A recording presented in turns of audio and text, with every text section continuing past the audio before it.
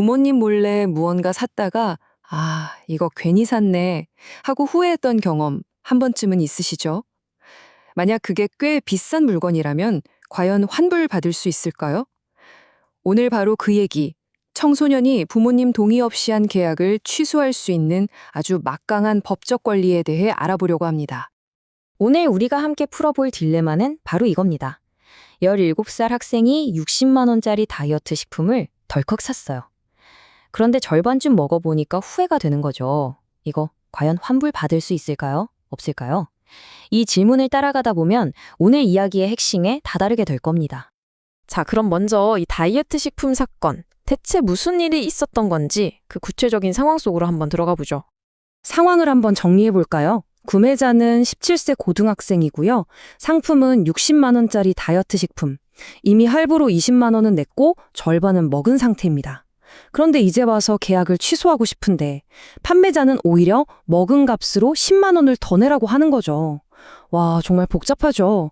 과연 누구 말이 맞는 걸까요? 이 복잡하게 얽힌 문제, 답은 의외로 간단한 곳에 있습니다. 바로 법이죠.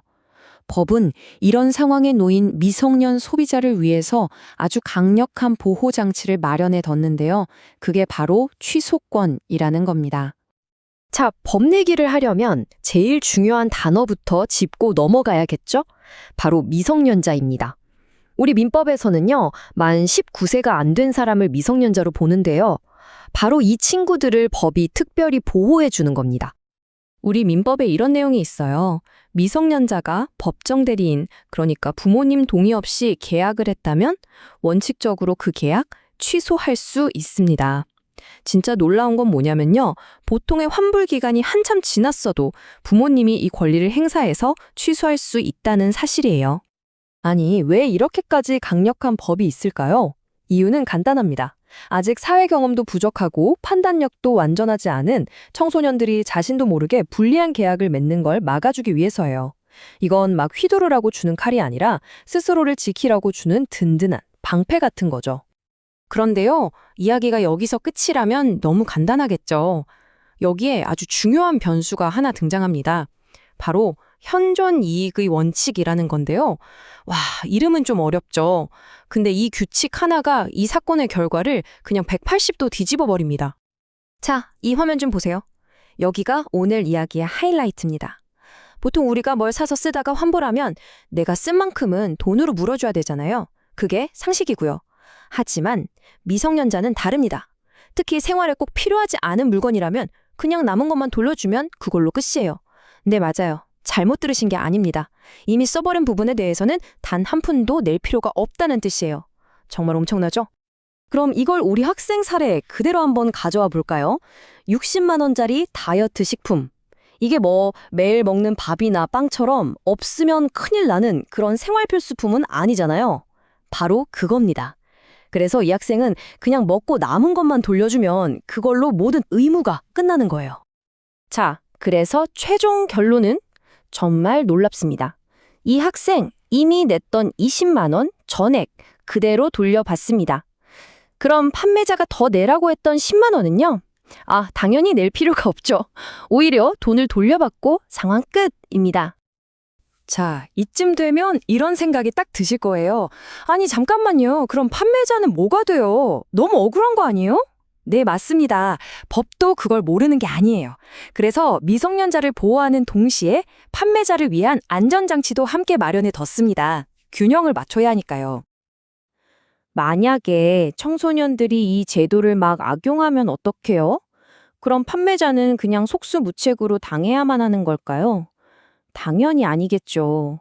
그래서 법은 이런 경우에는 미안하지만 취소 못해 라고 하는 예외 조항들을 두고 있습니다.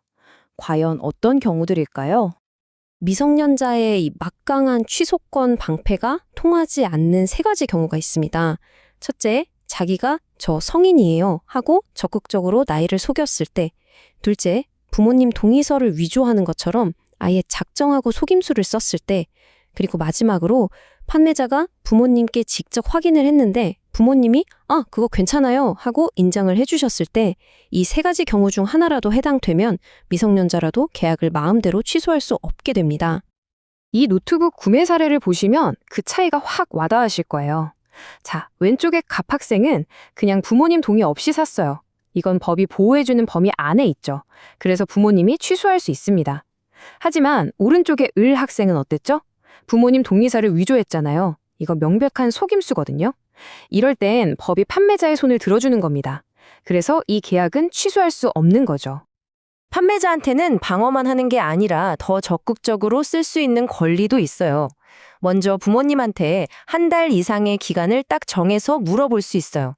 이 계약 어떻게 하실 건가요? 인정하실 거예요? 말 거예요? 하고요. 만약 이 기간 동안 아무 답이 없으면요. 그럼 그 계약은 오케이 인정된 걸로 봅니다. 또 하나, 부모님이 결정을 내리기 전이라면 판매자가 먼저 그냥 이 계약 없던 걸로 합시다 하고 철회해 버릴 수도 있어요. 그렇다면 이런 생각도 들죠.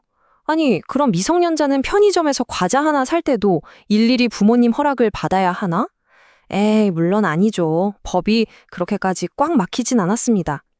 자, 이번에는 미성년자가 혼자서도 얼마든지 문제없이 할 수 있는 계약에는 어떤 것들이 있는지 한번 살펴보죠. 법은 상식을 존중합니다. 매일 일어나는 모든 사소한 구매까지 부모님 허락을 받으라고 하지는 않아요. 왜냐? 이런 작은 거래들은 미성년자에게 큰 손해를 입힐 가능성이 거의 없다고 보기 때문이죠. 지극히 당연한 얘기죠? 예를 들면 바로 이런 것들이에요. 우리가 매일 타는 버스나 지하철 요금 내는 거, 편의점 가서 김밥이나 과자 사는 거, 또 친구랑 카페 가서 음료수 한 잔 사 마시는 거. 이런 지극히 일상적인 활동들은 모두 미성년자가 혼자서도 완벽하게 효력 있는 계약을 할 수 있는 것들입니다. 자, 오늘 이야기의 핵심 쫙 정리해 드릴게요. 우리 법은 미성년자를 정말 강력하게 보호합니다. 특히 생활에 꼭 필요하지 않은 좀 비싼 물건을 샀을 때는 말이죠. 하지만 그 보호가 무제한은 아니라는 것. 나이를 속이거나 문서를 위조하는 등 명백한 속임수를 썼을 때는 그 강력한 방패를 사용할 수 없게 된다는 것. 바로 이게 핵심입니다. 이처럼 법은 우리 청소년들을 위한 정말 든든한 울타리가 되어줍니다. 근데 한편으로는 이런 생각도 들어요. 이렇게 법적인 보호에만 기대기보다는 스스로 책임감 있는 소비를 하는 법을 배우는 것도 정말 중요하지 않을까요? 법의 보호와 경제적 책임 교육, 그 사이의 완벽한 균형점은 과연 어딜까요? 여러분의 생각은 어떠신가요?